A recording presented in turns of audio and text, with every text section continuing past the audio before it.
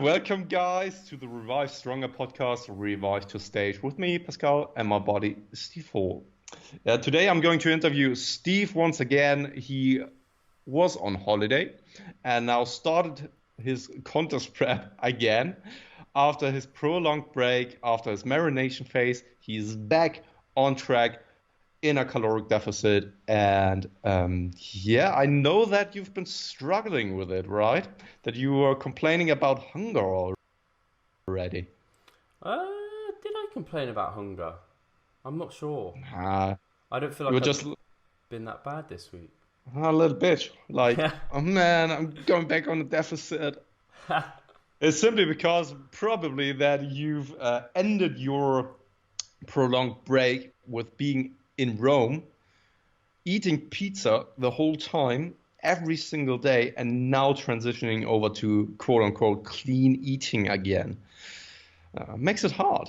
I mean, coming from pizza diet into a contest prep diet, might be hard, right? Yeah, I guess. I think overall this week, my hunger's been like really manageable. I think it's actually really interesting to me. There's like I don't get that hungry in the day, apart from like there's one period in my day where I'm like, this is when I want to eat the world, and it's basically post workout. Like I actually eat the majority of my carbs and the biggest meal post workout in terms of calories. Is it right after your workout, or is it like 1 hour, 1 to 2 hours or something? So straight after my workout, because I'm training twice a day at the moment. Oh, okay. I've gone back to AM and PMs. I have it straight after the gym. It's egg whites with some ketchup and then just a load of rice cakes or maybe some. Have you ever had ice gems? Those little biscuits that have like Oh yeah, meringue on top. I had it in the cinema in the past. Oh yeah. Still in the time where it was allowed to smoke in the cinema. What? I never even knew that was allowed. Yeah, it was absolutely insane. I mean, You're so old. sitting, yeah, totally. Man, I today I posted about my gray hair on Instagram stories. If you can't see it, there is already some gray hair showing here. For all the YouTube listeners or audience, you can see it here. Pascal, you're 40 anyway, aren't you? I'm 40. I'm turning 40. But as you Eventually. might know, the people eventually, yeah. No, but as you might know, the prime of each bodybuilder's career is in the midst of his 40s. So perhaps this is what I need, right?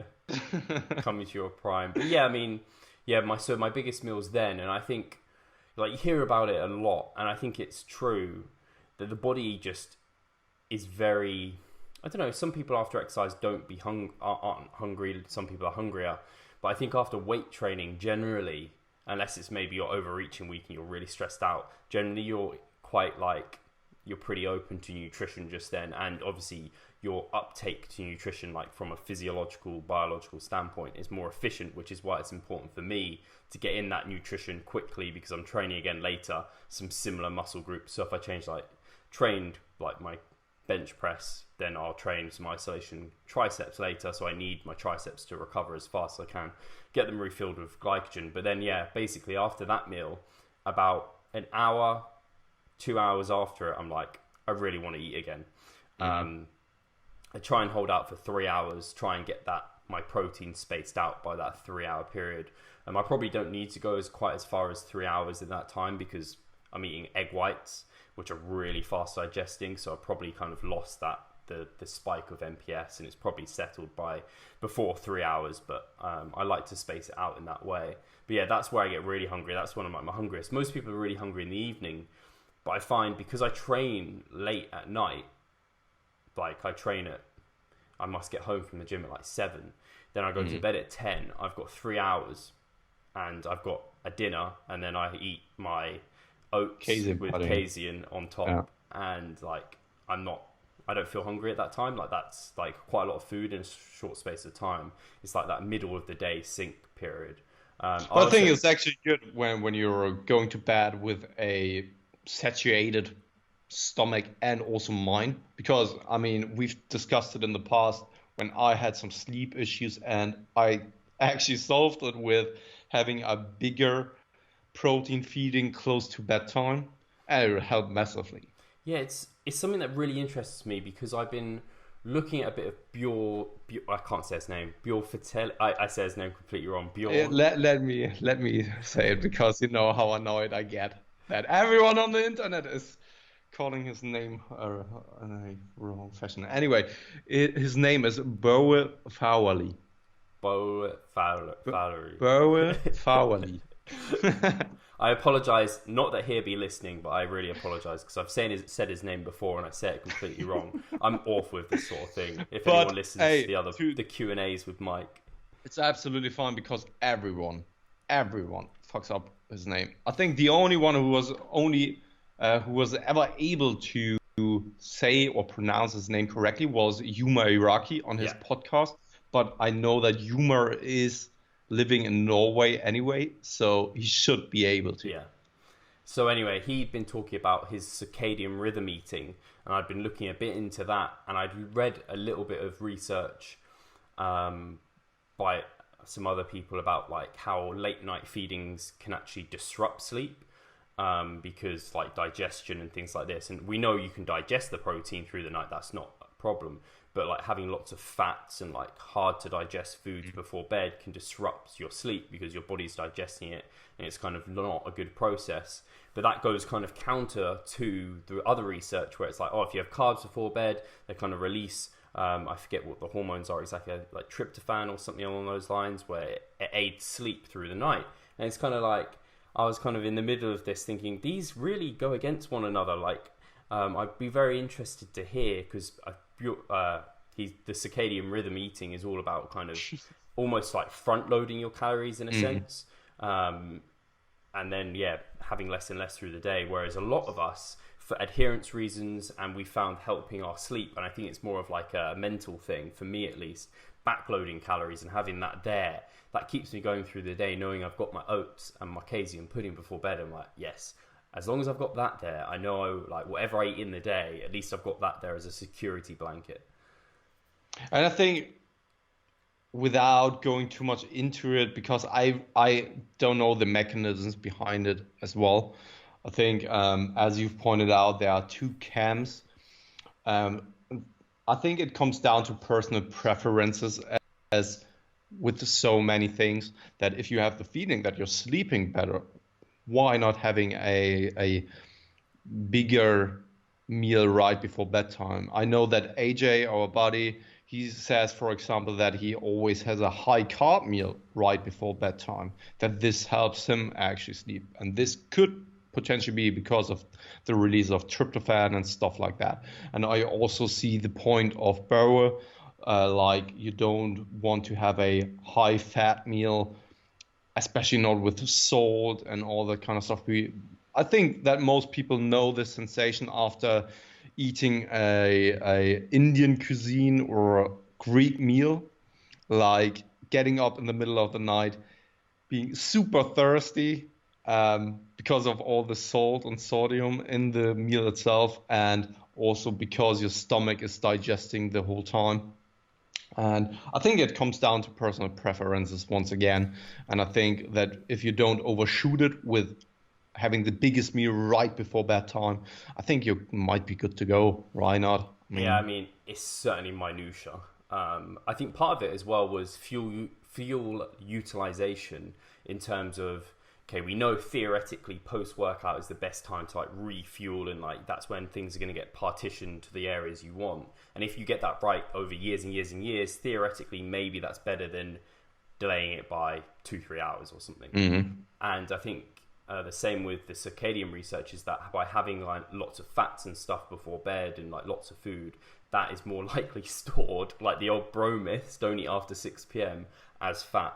It's just I think it's quite preliminary research. It's not very kind of well evidenced, but it's certainly interesting. And it interests me particularly because we do see all of these like bro myths coming out further and further. And I think I heard of something recently where it was like, yeah, you see all these like big bodybuilders eating just like rice with lean beef or rice with tuna. And it's like, where are their veggies? Where is their kind of micronutrition? It's like, well, actually, the reason they're not having that is because well, it might reduce the amount they can totally eat because of just the amount of volume in their stomach, so they wouldn't be able to get the calories in.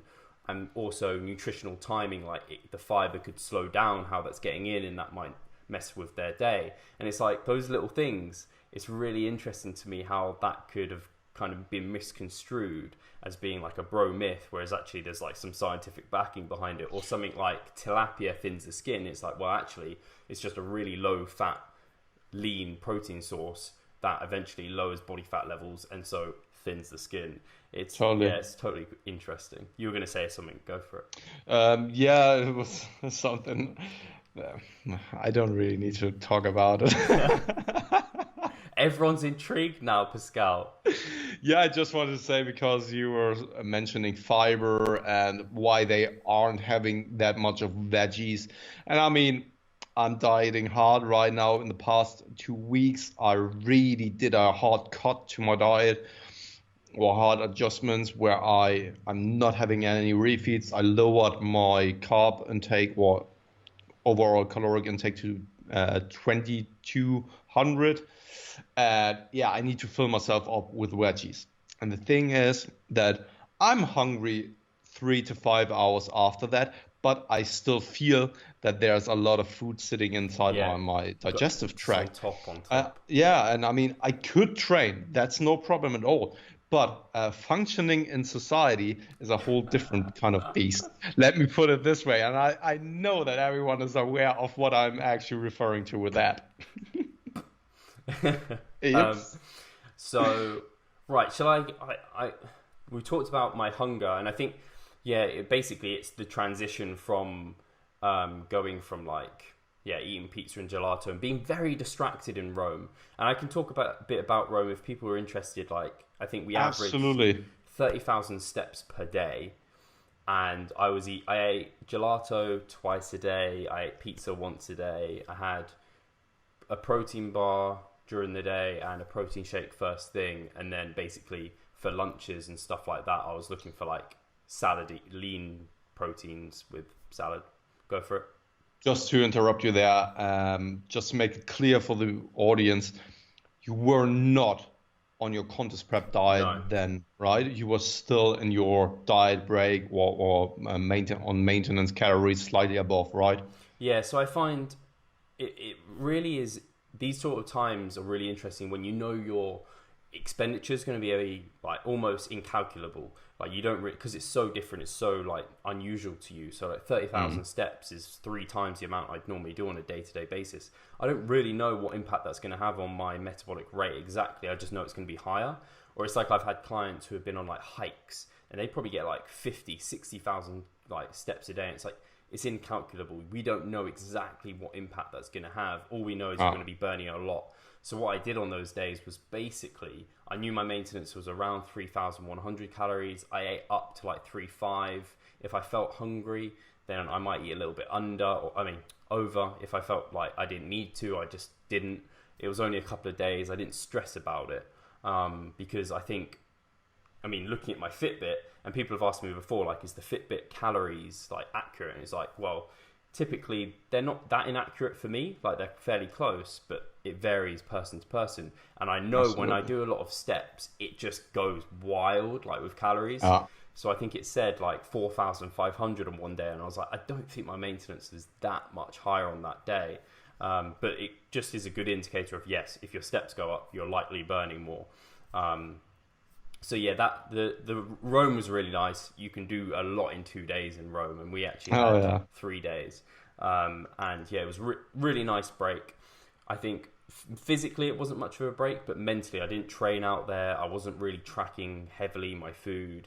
It was really nice just spending time with Charlotte and having that kind of break period, and then coming into this week with structure and control and things like that has been it's been quite nice.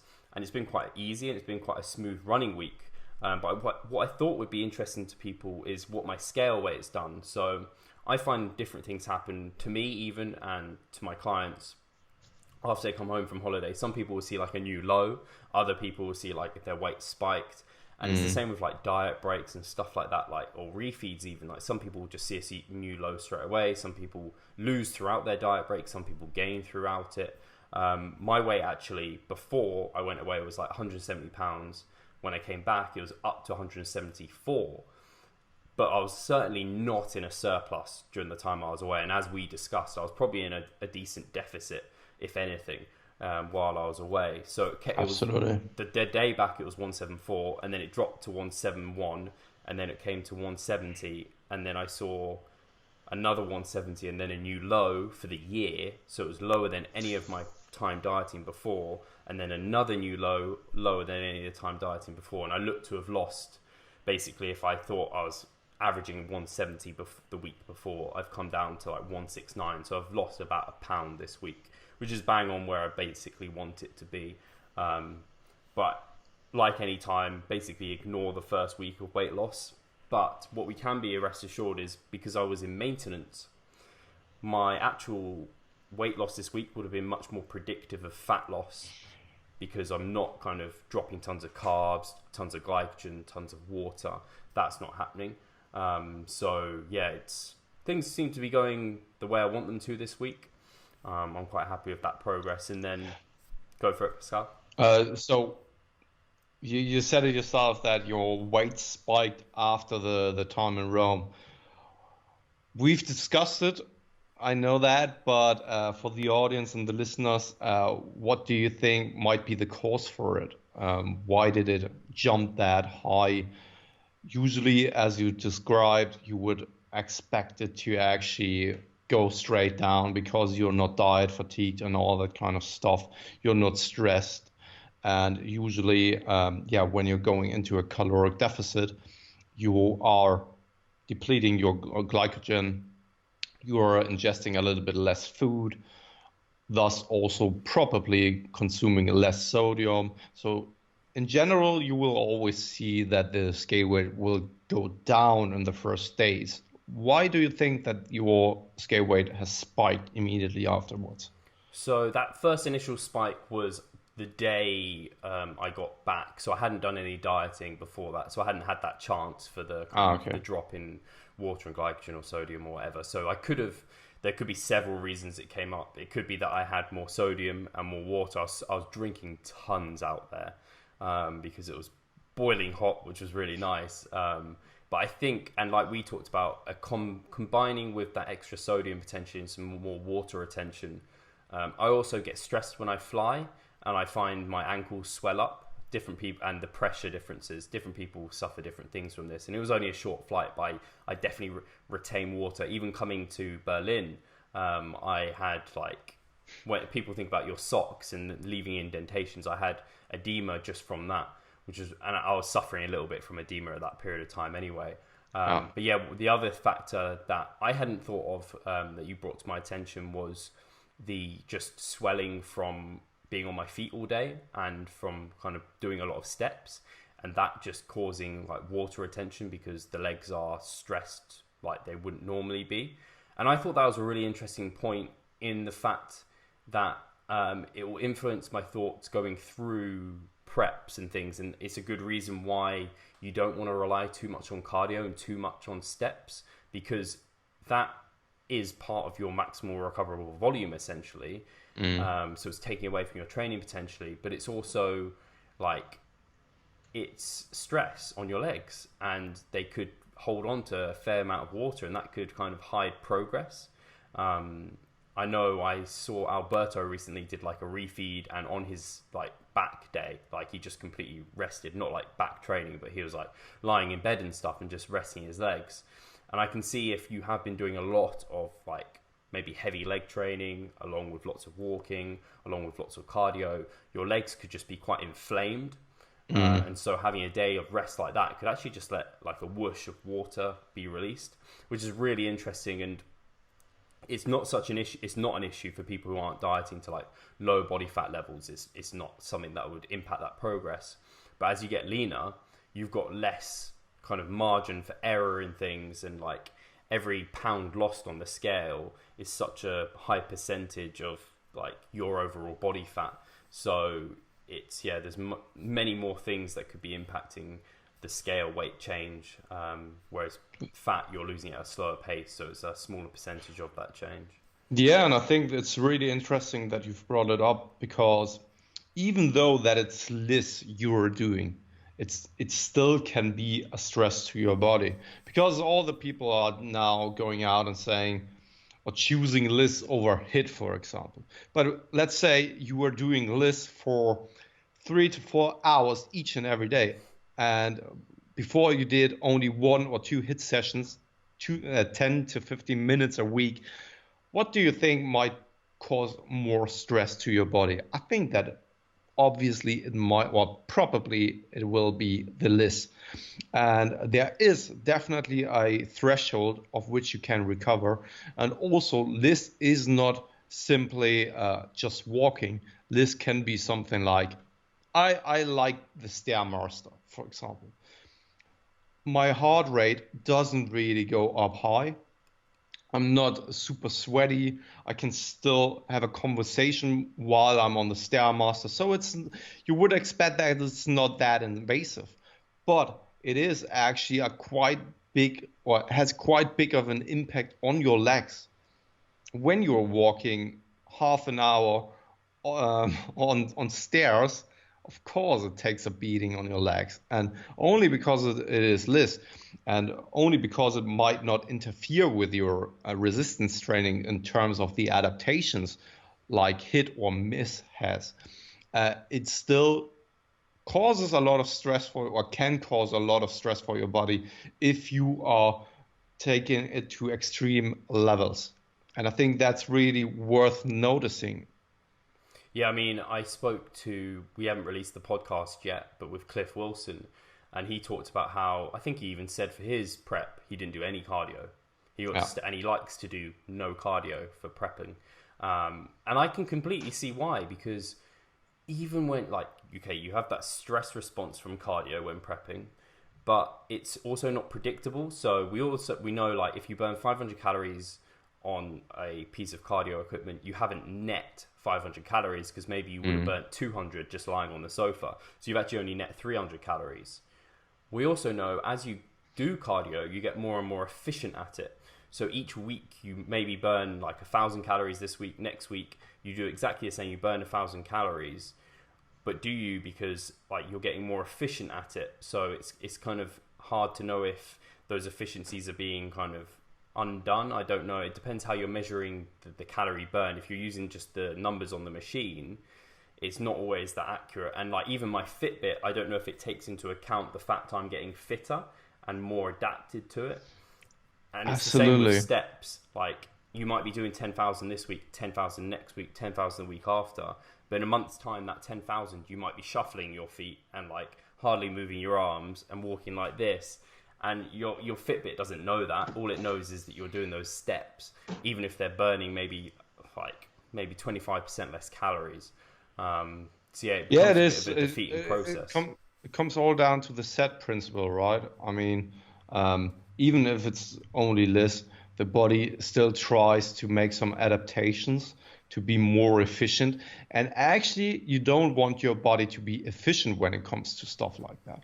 Same goes for your metabolism. You don't want it actually to be efficient. No. You want it to be as inefficient as possible, so that you're able to burn more fat or be easier in a caloric deficit with less calories distracted from your maintenance than the other way around. And we know those type of people who need to slash a lot of calories to actually get into a significant deficit, or when they want to gain, they need to actually increase their caloric intake by quite a significant amount, only because their system or their body is so adaptable to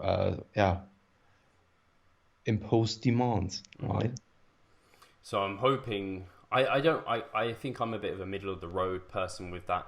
I know when I overfeed, my metabolism kind of ramps up, and I know when I underfeed, obviously it ramps down. I don't think I'm extreme by any means. I think I'm very much average. I think I'm what you'd expect. I think a lot of my my whole physique in general and how I am as a person, I'm quite middle of the road, kind of average with things, like average height, average shoe size, like average genetics. I think I'm very average in all those ways. Genitals. It's better than having under average Pascal. So Yeah, that's true. Yeah, it's hard sometimes, but make the best out of what you have, right? Shall I talk about my training, because people might be interested to see if that's changed and how it's changed from my maintenance period and like marination phase? I mean, before we are jumping into the training aspect, I think you've covered a little bit of your nutritional aspect, but what I would be interested into here, and I think the listeners as well, is where are you at with your Good macronutrient question. intake? How much did So, you slash it and all that kind of stuff? so when I first started the diet, kind of phase one of the, like prep, and it's weird thinking about this because I actually only dieted for 8 weeks, and then I had 10 weeks off, and now I'm dieting again for like 10, 15 weeks. So By the yeah, way, did you tell that to any other bodybuilder around you? only you. I actually have no idea. That's a good question. I have no idea who I'm competing against. I have Oh, no idea. So if anyone is competing in the UK DFBA in September or the MPA in September, let me know because I may well be competing against you. which So weight class? I they have different weight classes, I think, for each for the MPA and the UK DFBA. Um, I think it's basically under 75 kgs was what I was before. I'm hoping I'm above that this time when I'm all Yeah. carved up. I don't actually care. Last time I was very much focused on being a certain weight class. I don't think that helped because I think you then become attached, like in powerlifting, you become attached to that weight class. You do things that you probably shouldn't, and it kills your performance. You don't look as good. I think I'd be more competitive in the weight class above because generally people are taller, and that helps me out because you get some really fucking short, dense, massive Yeah. fuckers in that weight class.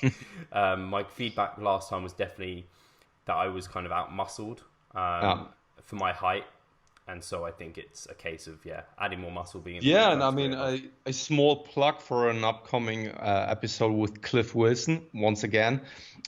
He brought up a quite interesting point that some of his clients stress too much about the scale weight, and what he basically said was he could actually what did he say with covering the eyes? Blindfold them.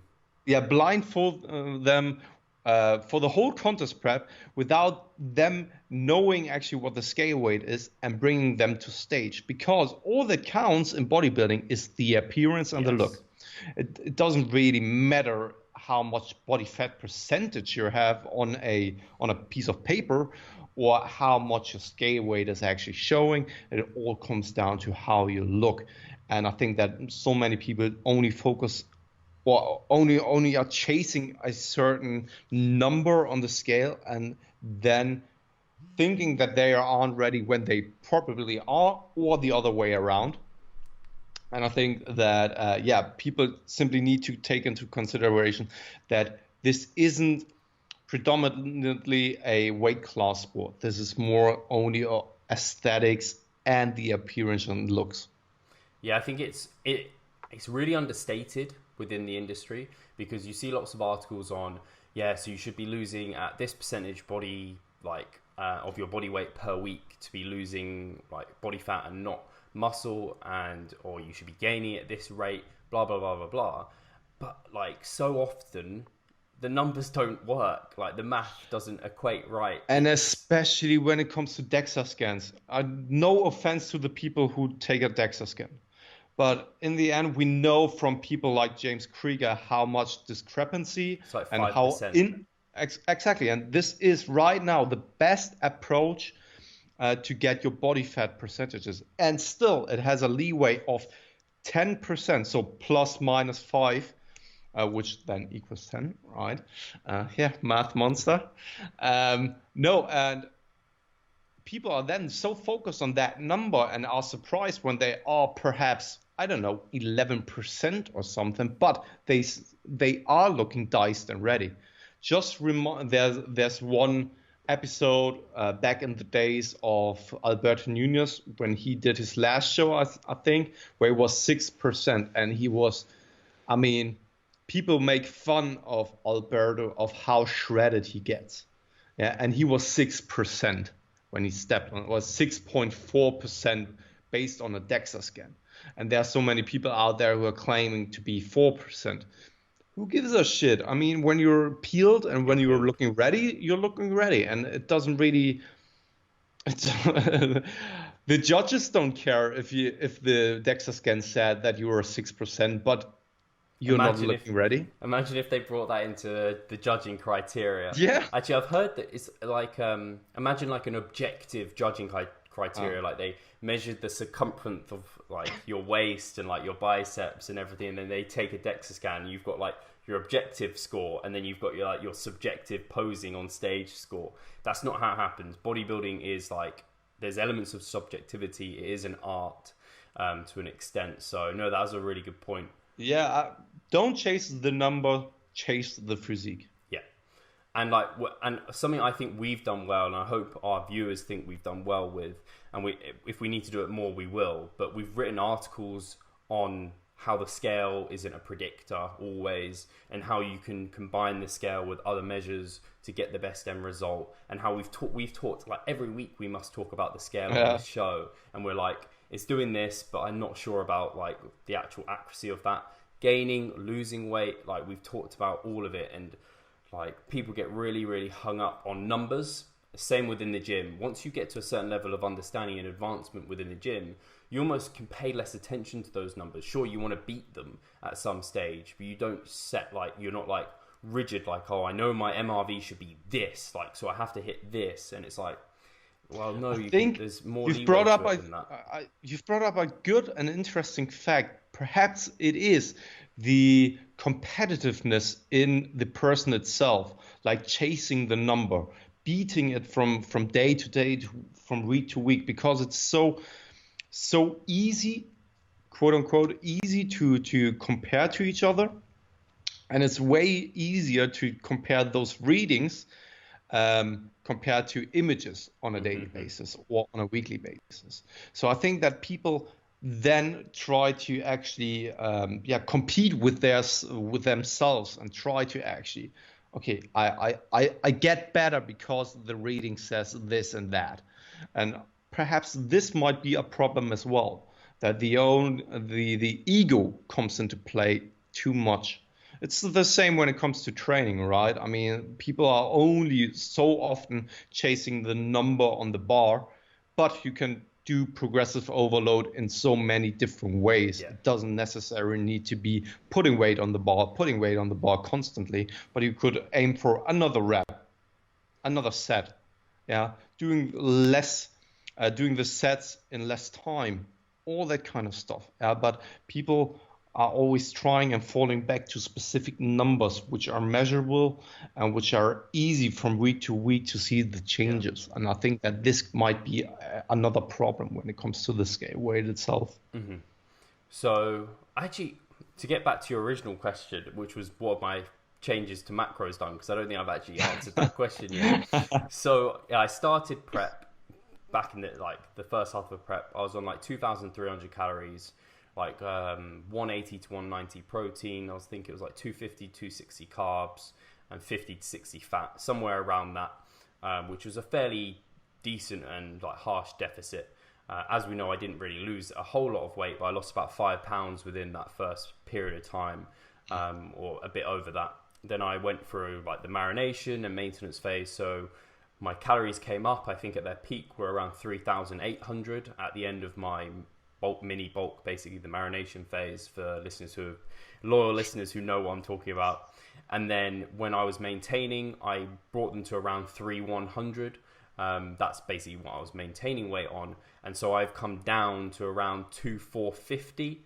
So I let them go 2,4 to 2,5 basically, and just in that range.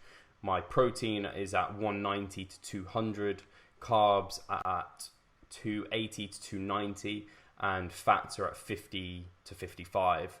So it's really interesting. From the maintenance phase or the primer phase, different, same phase. The only change really has been my carbs have upped by about 20 grams, which is fucking awesome, and that's what I wanted. I wanted that increase in carbohydrates, and my fats have come down by like 100 grams. Holy shit! So I've created like basically like close to a 1,000 calorie deficit just through a drop. So in carb fats. cycling, right? From keto to high carb. So yeah, I was making jokes that I was going into keto before, Yeah. but my carbs were at about 250, I think. About 250. Whereas they're up now, which is really cool because that's what I wanted. I wanted to be able to be really kind of sensitive, insulin sensitive, by having lower carbs, and then bringing them up. That should be a good, like, in terms of body recomposition and things like this. It could, like, theoretically have some positive effects. I certainly feel great at the moment with training. It's so nice getting back into higher volume training. Yeah, and I mean, you don't have so much to lose now, which might help with your mentality and the spot you're in right now. Like, you can push it hard. You can, yeah, in terms of diet, you can stick to it perhaps a little bit more before the diet fatigue sets in and before the prep brain and prep mood really sets in. Perhaps you will, you can avoid it all along. Who knows? Perhaps when the marination phase and the primer phase was such a good strategy, in the end, perhaps it turns out that it was the best idea to actually go through such a phase to set yourself up for a successful prep or run to stage. We've talked about it before, and it kind of is like I've just really, really refueled for the last stages of prep. And I've spoke to Jared Feather, who hopefully the listeners will kind of know from Renaissance Periodization. And I remember speaking to him on I'm always my worst enemy. And I think we're all like this. Like, I don't think I'm as lean as I am. I think it's going to be harder than it's going to be. I think I need more time than I think I do. When I plan things out, like, I'm still following, like, the annual plan I made at the start of the year is literally what I'm still following. It's exactly as I planned it. But along the way, I've obviously questioned it because I'm less rational when I'm right in the thick of it. But he was like, I can't see you, like, barely struggling. Like, you won't have to dig anywhere near as hard as what a lot of people do when they've dieted for so long. And he was like, I can't see a situation in which you can't eat into the show. And these are all things I really, really like. I spoke to Cliff recently about his approach to stage. He was like, he likes to get his competitors ready so that they can start kind of reverse dieting into show, essentially, so they can kind of build back some lean muscle tissue, fill out at least, whilst retaining their low body fat levels, or even losing a bit of fat as well, because the food's coming in. You might see some funny things happen at that stage. You're never going to see a study at that period of time. So we're just going off his vast amount of experience there. So yeah, I'm very excited for all these things. It's kind of like I'm not wishing time away, but I'm just like really want progress to start happening. I just did my physique update this morning, and I'm like, right, I'm happy with how I'm looking, and yeah, just excited. Yeah, and you're, what is it, 13 weeks out? No, for the NPA show, it is only 10 weeks, right? NPA is 9 weeks. And 9 weeks. That's including peak week. So and I mean, when you're looking at this, coming from that perspective of mentality and freshness, so many people have already 13 weeks under their belt and are already kind of in that digging phase, and you are starting fresh, really mentally and physiologically recovered. You can go in, you can push it hard, you can dig hard in the first place, get to that level, and then reverse into the show. And yeah, was it a real struggle then compared to the guy who was suffering for over 10 weeks, for example? Yeah, but I mean, you will always see it in hindsight if it was the right decision or not. But I think that the strategy you were running is quite interesting to follow, and perhaps it goes to show that this is a viable strategy for the future. Yeah, I think it will. I think we had Broderick on the show, and he was like, it will depend on the person. Like, you see people doing, like, Jeff Alberts is doing, like, his prep is really, really long. Whereas like 62 weeks or something. yeah, and I actually spoke to Jared about this, and I was like, before I started I think it was even my mini bulk, I was like, could I do something similar to Alberto's doing, where he's like dieting for like 3 days, and then he's taking like 4 high days, and then dieting like that. So it's kind of like a carb cycling approach, essentially, or like calorie cycling. And Jared was just like, he just said to me, it's just much more kind of, you know what you're doing. It's much more structured, and you're much more specific and specificity. You'll see much more specific results by actually taking a phase and then taking a phase and going in one direction. And you see these with body recomposition diets, and like they can work, the cyclical calories and like trying to change your body fat, like bring body fat down, bring muscle up. But it's like really hard to predict, and it's really hard to see the changes because so much is going on. Whereas when you just give your body just one sign, right, maintenance, fat loss, muscle gain, it's so much easier to just commit to that process rather than continually cycling. But it's not to say that approach won't work really well for some people, and like it's going to be an individual thing. But yeah, I'm excited because I haven't seen many people take the approach I've taken. It's almost like the old bro contest preps where they're 12 weeks long is almost what I've got right now. Yeah, but I mean, in terms of your starting point, it is also, you were in a good starting point. You weren't really much above stage weight, which isn't really the case for the majority of people out there. No, yeah, exactly. I mean, a lot of people, they have that 12 weeks and they have to lose like 2 to 4 pounds a week, Yeah, which would be absolutely nasty. We've come absolutely. to 42 minutes almost. Shall I touch on my training briefly, or? We could actually save it up for the next time, I think, because I mean, so much won't change in the next couple of weeks. I hope Yeah. so. And I think that we could save it up for the next time. Then we have a topic to actually discuss for Yeah, I the mean, next time. hopefully, I mean, people following, this is the time you'll want to click through and look at the link to the actual blog and look at how my physique's changing, because you're Yeah. probably looking over the times before, it probably hasn't changed a whole lot. Like I got a little bit leaner, I got a little bit bigger, I got a little bit leaner. Now is like every pound I lose is going to be a big proportion of body fat loss. Yeah. So yeah, it should be like Yeah, and every I pound mean, of the fat. closer you're coming to show, the more changes you see on a daily Yeah. basis. And I think that this goes to show then when we are doing these check-ins on a bi-weekly basis, there will be a massive difference in the appearance of your look. So yeah, this is something definitely to go back to for the people, for the audience. Go to our website, check out that blog, and really look at the adjustments as well when it comes to macronutrient intakes. We are keeping a log there. For those who are interested, check it out. You have the numbers, you have everything written down so that you have everything in front of you, not only what we are discussing here, but also as a written form.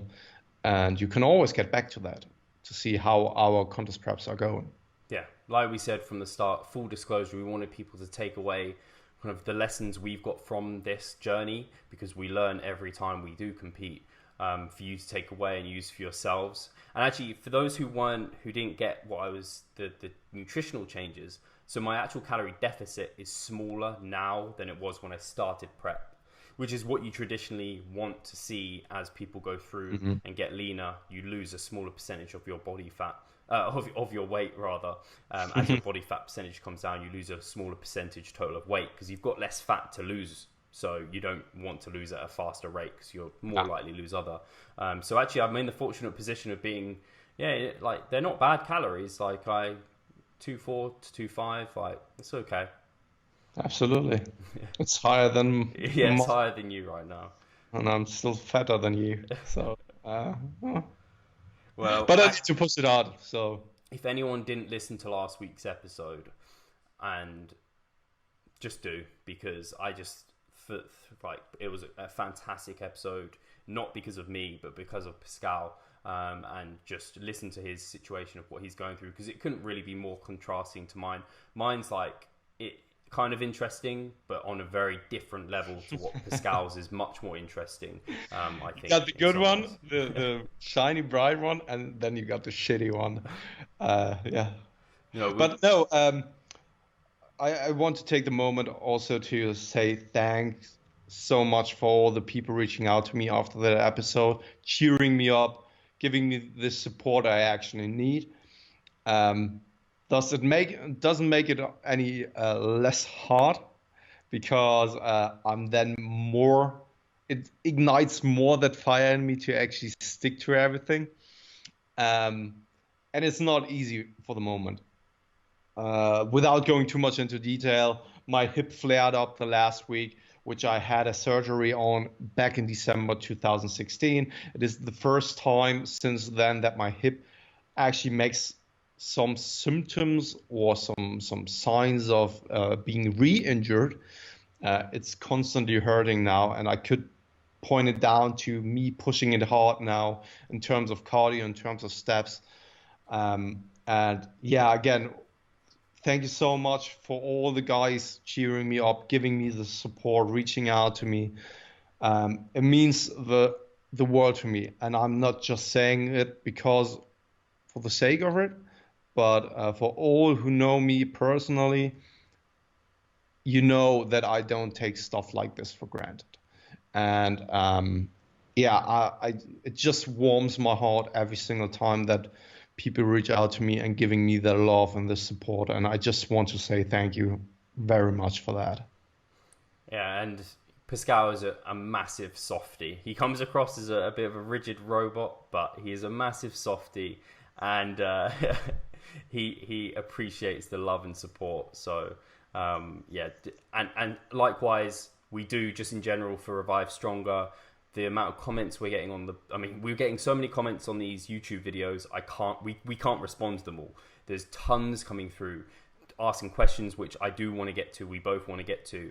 Started yesterday, actually. Oh, awesome! Yeah, I want to, because it's one place I'm not used to getting so many comments on YouTube videos, and we're getting tons, which is really cool. And if you want your question guaranteed to be answered, I do recommend you join our free Facebook group, because we're on Facebook much more frequently. It's much more likely that we'll get to them there, but we will try to get them on YouTube, and I'll put a link in description for that free group.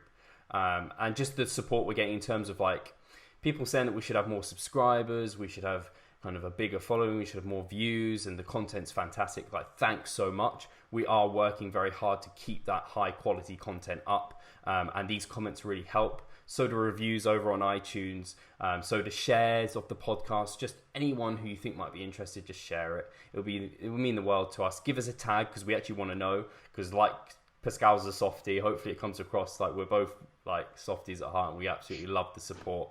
So yeah, thank you so much. We truly appreciate it. And as we both get kind of deeper into our diets, and especially as I do when I become more diet fatigued, because I think Pascal's already a bit broken, I would really appreciate it. Full disclosure, I absolutely am, but I'm also so disciplined and so stubborn at the same time to still keep at it. And I just wanted to say, before we are closing down here, I'm not a softie, but I don't take things for granted. And especially when people reach out to me and are kind, because there's so much hatred, and I don't want to do or say too many negative things about people, but there's so much negativity going on, especially on the online realm in the fitness industry. Yeah, everyone bashing each other, body shaming, calling out people, all that kind of stuff. And this is why I'm so grateful for, and I don't take it for granted when people are kind, when they are supportive. And I think that this is something that warms my heart. And yeah, I'm just rational and yeah, call it softy, but yeah. Awesome. Cheers, guys, and yeah, keep this community growing. We want to grow this community of like-minded, loving, caring, helpful individuals together. So yeah, cheers, guys, and take care. Cheers, guys. Bye.